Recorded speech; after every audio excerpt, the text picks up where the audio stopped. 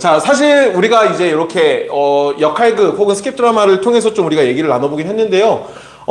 우리의 삶을 이렇게 돌아보면은 이제 우리가 방금 고민했던 것처럼 포용해주고 받아들여주는 상황도 꽤 많기는 해요. 그쵸? 근데 반대로 우리가 하지 않는 이라고 좀 표현을 할게요. 우리랑 멀리 있는 모습이라고 표현을 하겠습니다. 배척하고 좀 손을 긋고 선을 긋고 그리고 좀 이렇게 멀리 하려는 모습이 우리가 살아가는 세상 속에서는 나타나요. 그래서 이 주제들을 한번 보면은 이런 외모랑 스타일이 다를 때, 그러니까 아까 우리 잘 표현해준 피부색이 다를 때, 그럴 때 어떤 차별이 있는 모습이 나타나기도 하고, 성적과 경쟁. 우리 현석쌤 너무 불쌍한 연기를 해주셔가지고 너무 감명 깊었습니다. 아무튼 성적으로 인해서 사람을 판단하고 쟤는 나랑 안 맞는 스타일이야, 레벨이야라고 이렇게 선을 긋는 모습들이 있고요. 또 경제적 격차. 돈이 없다 그래서 무시하고 또 배척하는 모습들 의외도 많아요. 정서적 약함이죠. 마음이 좀 약한 친구들 혹은 소극적인 모습을 갖고 있는 친구들한테 야 쟤랑 놀지 마. 이런 것들. 그리고 또 이런 것도 있어요. 전학생 새 친구의 어색함. 참고로 우리 건우는 지금 교회 온 지 2주 됐니? 오늘 중앙에서 굉장히 핵심적인 역할을 해줬는데 네. 정말 새로운 사람이 있을 때 굉장히 뭐랄까요? 구성되어 있는 이 공동체에 들어가는 게 새 친구 입장에서는 되게 어렵거든요. 근데 쟤는 우리랑 친하지 않아라는 이유로 멀리하는 혹은 이 그룹에 넣어주지 않는 모습들이 있기도 하죠. 그리고 마지막 이제 실수와 실패예요. 뭔가 어떤 친구가 실수를 했고 뭔가 실패를 했어요. 그래서 딱 요 예죠. 실수로 찬양 가사를 틀리거나 발표를 망친 친구. 이게 사실 오늘 저거든요. 제가 일부 예배 때 찬양을 했는데 완전히 맛있게 말아먹었어요. 맛있게 말아먹었습니다. 근데 이거에 대해서 제가 뭘 경험했냐면 담임 목사님 야 너 왜 연습 안 했어? 이러셨을까요? 아니요. 야 내가 미안하다. 내가 갑자기 너무 부탁해서 미안해. 이러셨거든요. 그러니까 담임 목사님 높이는 그게 아니라 예배 중 실수로 찬양 가사를 틀릴 때 혹은 연주를 틀릴 때 혹은 누군가가 공부를 했는데 틀렸을 때 조별 과제에서 누가 실수를 했을 때 그 사람을 배척하고 잘라내는 것이 아니라 품는 모습. 그게 사실 우리가 살아내야 될 모습인데 실수와 실패를 하면은 너는 나고야! 라고 해서 떨어뜨리는 모습들이 있다는 거죠. 근데 그런 가운데 우리에게 필요한 모습이 뭘까라고 했을 때 오늘 설교 제목의 태도가 우리에게 필요하다는 거죠. 우리 한번 설교 제목 같이 읽어볼까요? 아픔까지 팔로우하는 믿음 함께 읽습니다. 시작! 아픔까지 팔로우하는 믿음. 네. 그래서 아픔까지 팔로우하는 그 믿음을 보여준 모습이 오늘 성경에 나오는 느헤미야 5장의 모습이에요. 여러분 오늘 말씀을 보면 이제 포로에서 돌아온 이스라엘이 경제적인 어려움을 마주하고 있어요. 근데 그 경제적 어려움이 뭐냐라고 했을 때 이런 거예요. 페르시아에게 내야만 하는 세금, 그리고 포로로 돌아왔을 때 어떤 기술이 없어서 어려워하는 농업의 상황들이 있었죠. 근데 여러분 이 상황 속에서 되게 놀라운 사실이 하나 있는데 그게 뭐냐면 이거예요. 이런 어려운 상황 속에서도 불평등이 나타났다는 거예요. 희한하죠? 근데 여러분 이상하지 않아요? 이스라엘이 포로로 있었는데 포로로 있다가 돌아왔거든요? 그러면 다 노예였었고 다 포로였을 거 아니야. 근데 왜 불평등이 있을까요? 그게 뭐냐면 요거예요. 페르시아의 포로였던 사람도 있었는데 그와 동시에 예루살렘 폐허에 살고 있었던 사람들도 있었어요. 그래서 왜 느헤미야가 왕 앞에서 표정 관리 안 돼서 힘들어하는 이유가 뭐였는가 하니까 성벽이 무너졌고 그 무너진 성벽에서 살고 있는 그 사람들이 있었기 때문에 막 울고 힘들어했었잖아요. 그래서 이 두 부류의 인간들이 있었던 거죠. 사람들이. 근데 중요한 건 뭐냐? 이 페르시아의 포로였던 사람들이 중요한데 이 사람들 중에 어떤 사람들이 있었냐? 그나마 부자인 사람들이 있었어요. 페르시아의 통치 안에 살았지만 나름대로의 장사의 수완이 됐든 사업의 수완이 됐든 그게 있었던 사람들은 그 안에서도 돈을 모았던 거죠. 그래서 페르시아의 지배를 받는 상황에서 이스라엘 성벽을 쌓는데 거기서 그러면 자연스럽게 페르시아에서 쌓아온 부를 갖고 나왔겠죠. 그거를 해서 페르시아의 포로였던 사람들 중에 부자였던 사람들과 그 외에 예루살렘 폐허에 살면서 가난하게 살았던 사람들, 그 사람들을 사이에서 나타난 불평등이 있었던 거예요. 근데 여러분 여기서 이제 나타나는 제가 말씀드렸던 돈이 많던 이스라엘 사람들과 동포였던 가난한 이스라엘 사람들의 갈등이 나오는데 가장 큰 갈등이 뭐였는가 하니까 돈 때문에 일어나는 갈등이었거든요. 그 돈이 이제 가난한 사람들이 없으니까 부자들이 빌려주는데 그냥 빌려주지 않아. 어떻게 빌려줘? 높은 이자를 받으면서 빌려줘요. 근데 그걸 낼 여력이 안 되는 가난한 이스라엘 사람들은 너무 힘드니까 어떻게까지 하냐면요. 가난한 사람들은 자기들의 자식을 팔면서까지 그 이자를 이제 감당해내기 시작해요. 그래서 이런 어려움을 마주한 이스라엘을 향해서 총독이 된 느헤미야가 말하고 있는데 이렇게 말해요. 7절 8절인데 우리 한 목소리로 한번 같이 읽어보겠습니다. 시작! 나는 그 일에 대해서 생각한 뒤 귀족들과 관리들을 나무랐습니다. 나는 이렇게 말했습니다. 여러분은 여러분의 형제들에게 빌려준 돈에 대해서 이자를 너무나 많이 받고 있소. 나는 이 문제를 다루기 위해 집회를 열었습니다. 나는 그들에게 이렇게 말했습니다. 우리의 동포 유다 사람들이 다른 나라에 팔려갔지만 우리는 힘 닿는 대로 그들의 몸값을 치르고 데려왔소. 그런데 지금 여러분은 여러분의 동포를 팔고 있소. 우리가 우리 동포를 같은 동포에게 몸값을 받고 팔다니 이게 말이나 되는 일이오? 관리들은 잠자코 있었습니다. 그들은 아무 말도 할 수 없었습니다. 이 상황 이해되죠? 가난한 사람들한테 돈을 빌려준다니까요. 근데 적당히 이자를 받는 것도 모자랄 판에 과한 이자를 받고 있다고요. 고리대금이죠. 그래서 그 돈을 낼 수 없는 사람들이 뭘 한다고요? 자기 자식들을 판다고요. 이렇게 노예로 대신한다고요. 근데 그 노예를 또 받는다고요. 이런 불평등이 포로에서 돌아온 성벽을 쌓고 있는 이스라엘 가운데 나타났었다는 거예요. 자, 근데 이제 여기서 한번 생각해 보고 싶은 게 있는데 뭐냐면 이거예요. 돈 많은 이스라엘 사람들과 느헤미야의 마음을 한번 비교해 보고 싶어요. 자, 여러분 한번 여기서 생각해 봅시다. 포로에서 돌아온 이스라엘은 경제적 어려움 상황이 있었어요. 그 가운데 있었던 부자들이 오늘 말씀에 나오는 그 사람들이죠. 근데 여러분 여기서 한번 고민해 보자고. 뭐냐면 이거야. 돈 많은 이스라엘 사람들은 가난한 사람들의 그 사정이 보이지 않았을까요? 어땠을 것 같아요? 한번 생각해 봐요, 여러분. 보이지 않았을까? 아니에요. 당연히 보였죠. 당연히 보였을 거예요. 왜요? 돈을 빌리러 왔으니까요.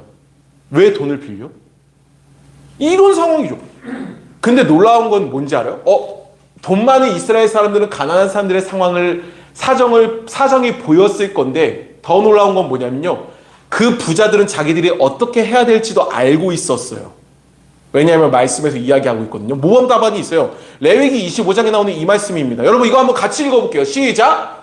내 동족 가운데 너무 가난해서 혼자 힘으로는 살아가기 어려운 사람이 있거든. 너희는 나그네나 외국인을 돕듯이 그를 도와 너와 함께 살 수 있도록 하여라.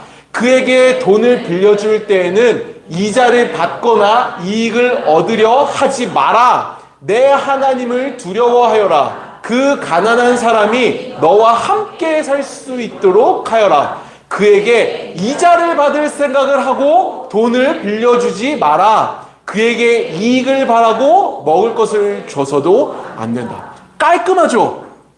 하나님은 알려주셨다니까요. 그들이 했어야 했던, 살아내야 했던 답은 바로 이거예요. 그들의 아픔에 대해서 품어주는 거예요. 너와 함께 살 수 있도록 해라. 너와 함께 살 수 있도록 해라. 하나님은 계속 강조하고 계세요. 함께 살 수 있도록 하라고요. 이게 다른 표현으로 뭐예요? 아픔을 품어주라고요. 어려움을 품어주라고요. 적당한 거리를 두는 게 아니라 그의 삶에 함께 참여해서 함께 살아갈 수 있게 도와주라고요. 하지만 이스라엘에 있었던 부자 사람들이 했던 게 뭐예요? 하지 말라는 거 다 했죠. 이익을 위해서 이자를 받았고요. 노예로 받았고요. 하지 말라는 거 다 했어요. 그들이 함께 살아가는 가정을 깨뜨려서 자기의 이익을 취했죠.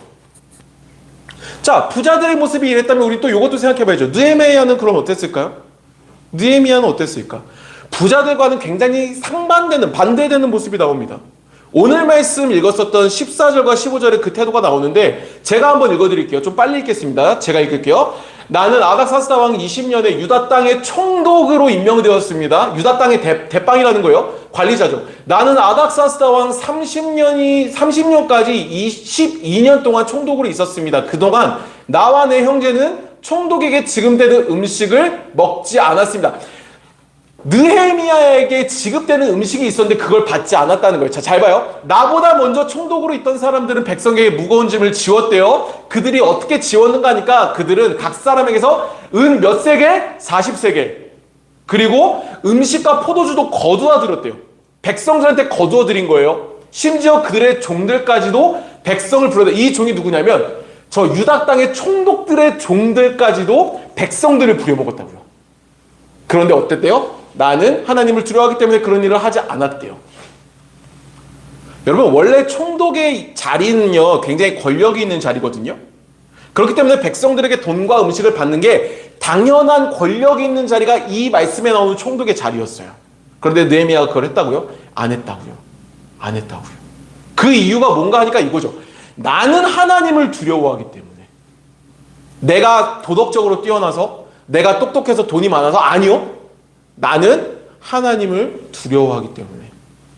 자, 여기서 우리가 오해할 수 있는 게 있는데 뭐냐면 이 두려움이라는 단어예요. 하나님이 심판하시는 하나님이라서 무서워서 그렇게 한 걸까? 그렇게 해석하면 좀 안 돼요. 여기서 말하는 두려움은 이런 겁니다. 공포의 의미가 아니라 존경의 의미예요. 존경. 그래서 이렇게 해석하면 좋죠. 선 넘지 않고 멀리서 롤모델로 따르는 그런 느낌이에요. 그래서 느헤미야는 그렇게 했던 거죠. 하나님을 존경했었고 하나님을 믿었고 하나님이 그 삶의 롤모델이 되어 있었기 때문에 그분이 알려주신 선이었던 레위기의 방법대로 살아갔던 거예요. 레위기의 선, 하나님이 알려주신 그 방법을 지켰던 거죠. 잊지 않았던 거예요. 내가 비록 총독의 자리에 올라갔었지만, 내가 남들보다 높은 권위를 갖고 있었지만 그 권위에 하나님을 대신하지 않았던 거죠.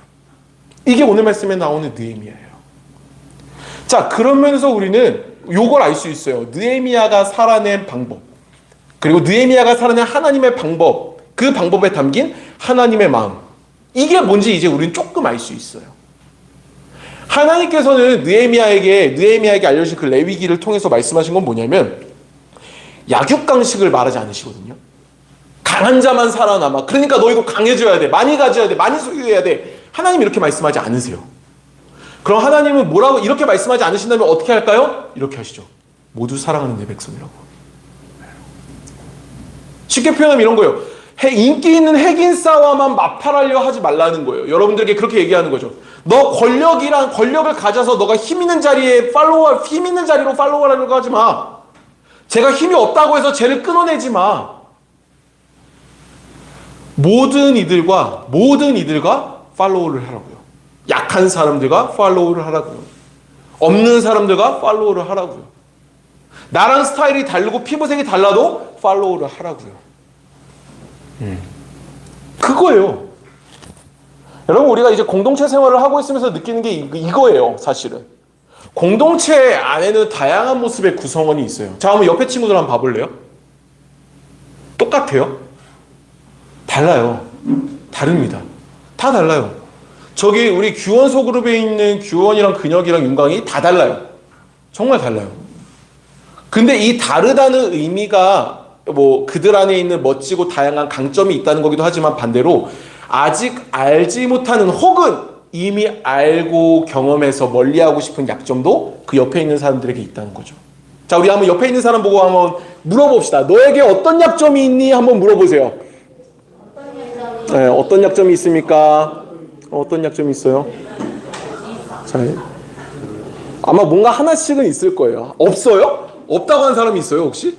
없을 수 있죠. 아무튼 중요한 건 이거예요.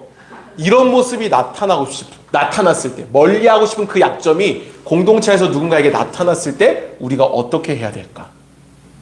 우리는 언팔하고 차단하는 게 아니라는 거예요. 그럼요, 오히려 팔로우하고 아픔과 약함에 대해서 함께 기도해주며 품어주는 모습. 그게 그리스도인이 모두와 함께 팔로우하며 살아가는 모습이에요. 그게 바로 팔로우하는 믿음이라고 할 수 있죠. 그게 진짜 교회 공동체예요. 여러분, 이제 말씀을 마무리할 거예요. 아픔까지 팔로우하는 믿음, 이게 바로 오늘 이 시대 교회에게 필요한 모습이고 우리 공동체가 살아내야 될 모습입니다. 근데 중요한 게 있어요. 우리가 그런 삶을 살아내야겠다는 다짐이 우리 안에 필요하지만 그 이전에 우리를 먼저 팔로우했던 사랑이 있다는 걸 우리는 기억해야 돼요. 우리를 먼저 팔로우했던 사랑. 누가 우리를 팔로우했을까요? 네. 우린 알아요, 그 답을. 하나님이죠. 죄인인 우리였지만 죄로 인해 죽을 수밖에 없는, 죽음 이외에는 다른 결과가 없는 그런 우리였지만 예수 그리스도의 그 십자가를 통해서 우리를 하나님의 자녀로 새로운 삶을 허락하셨죠. 근데 여러분 한번 고민해 봅시다. 하나님이 우리에게 죽음 이후의 새로운 삶, 하나님의 자녀로서 사는 영생의 삶을 허락하셨어요. 근데 한번 물어보자고요. 냉정하게. 여러분들이 그 과정 속에서 뭘 했죠? 뭘 했어요? 뭘 했을까? 우리가? 열심히 기도했어요? 열심히 예배 드렸나요? 열심히 말씀, 뭐라 막 정죄하는 게 아니라, 우리가 한 건 없어요. 냉정하게 말해서. 그저 우리를 사랑하셔서 하나님이 먼저 우리를 팔로우 하시고 선택해서 건지신 거죠. 여러분, 그러면 한번 생각해 보자고요. 그런 우리를 향해서 하나님이 원하시는 건 뭘까요? 열심히 섬기는 거, 열심히 예배하는 거, 주일에 지각하지 않는 거, 물론 기뻐하시겠죠. 근데 그것만 하는 걸 원하지 않는다니까요. 그러면 뭘 원하실까? 이거죠. 내가 사랑한 것처럼 너희도 서로 사랑하라고요. 서로 사랑하라고요. 규현아, 서로 사랑하는 거 어떻게 할 수 있을 것 같아? 근혁이를 서로 사랑하래. 윤강이를 서로 사랑하래. 미안. 고민 중인 거지? 오케이. 어려울 수 있어요. 이렇게 툭 던지면 어려울 수 있어요. 그냥 제가 몇 가지만 알려줄게요. 서로 사랑하라는 건요, 이런 거예요. 실수하는 거 눈 감아주세요. 그리고요, 못한 거 응원해주세요. 그리고요, 느린 거를 기다려주세요. 그게 사랑하는 거예요. 내 물건 주고, 나의 시간 물론 좋죠. 근데 그 전에, 실수한 거 눈 감아주고, 느린 거 기다려주고, 그리고 못하는 거 응원해주고. 그게 사랑이에요, 여러분. 사랑은 다른 거 아닙니다. 그 사람이 올라올 때까지, 잘할 때까지 기다려주는 게 사랑이에요. 사랑은 여러분, 말씀을 이제 끝냅니다. 우리를 공동체로 부르신 그 하나님의 사랑을 기억하는 여러분들이 되기를 소망합니다. 그래서 사랑을 기억하는 것을 넘어서 이제 우리가 오늘 이렇게 했던 것처럼 용기를 내어서 삶 속에서 그 사랑을 살아내는 여러분들이 되었으면 좋겠어요. 근데 단순히 나의 도덕적 어떤 의지로 살아내는 것이 아니라 나를 먼저 사랑하셨던 그 하나님의 사랑을 닮아, 그리고 그 사랑을 의지해서 세상 속에서 학교와 학원과 가정과 직장과 여러 상황 속에서 그 하나님의 사랑을 살아내는, 그렇게 그 안에서 하나님의 교회를 세워가는 우리 청소년부 공동체가 되기를 주님의 이름으로 축복합니다. 기도하겠습니다. 하나님, 우리가 공동체로 살아가고 있는데 그 과정 속에는 우리의 연약함과 또 우리의 부족함들이 많습니다. 하지만 주님, 그러한 모습을 보고 선을 긋고 거리를 두고 배척하는 것이 아니라 우리가 죄인임에도 불구하고 먼저 사랑하셨던 예수님의 그 사랑처럼 우리도 그 아픔이 있고 연약한 이들을 먼저 사랑하고 품기를 원합니다. 주님, 우리의 힘으로는 어렵지만 우리를 사랑하셨던 그 하나님의 사랑을 의지할 때에는 그것을 할 수 있는 줄로 믿습니다. 오늘 우리가 연기를 통해서 직접 해본 그 사랑을 우리가 품게 하여 주십시오. 배척하지 않고 또한 멀리하지 않게 하시고 먼저 용기 있게 다가가 하나님의 사랑을 살아내는 우리 친구들과 선생님들의 삶이 되게 하여 주옵소서. 그렇게 함께해 주실 주님을 기대하며 예수 그리스도의 이름으로 기도드렸습니다. 아멘. 자, 이 시간 우리 같이 봉헌하며 함께 찬양하며 봉헌하는 시간 갖도록 하겠습니다.